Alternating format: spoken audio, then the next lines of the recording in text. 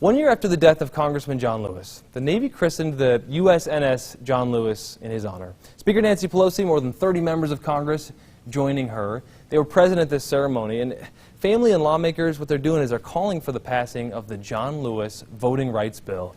The John Lewis Voting Rights Act would help restore protections, including requiring that jurisdictions with a history of racial voting discrimination to receive federal pre-approval before changing their voting rules. Salt Lake City joining hundreds of other cities tonight in remembering longtime Congressman John Lewis. Of course, today does mark 1 year since his passing. ABC4's Jordan Burroughs now at a candlelight vigil. And Jordan, talk about some of those messages from community leaders.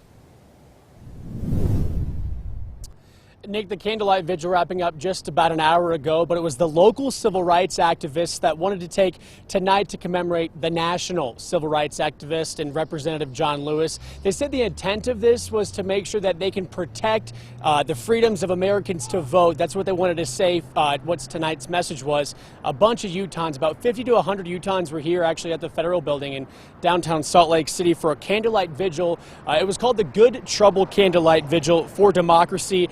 And many Utahns listened to various speeches pushing for John Lewis's vision for democracy. The activists say they want Congress to pass democracy reform bills, including the For the People Act and the John Lewis Voting Rights Amendment Act. Representative Sandra Hollins was actually on hand. She represents Salt Lake City.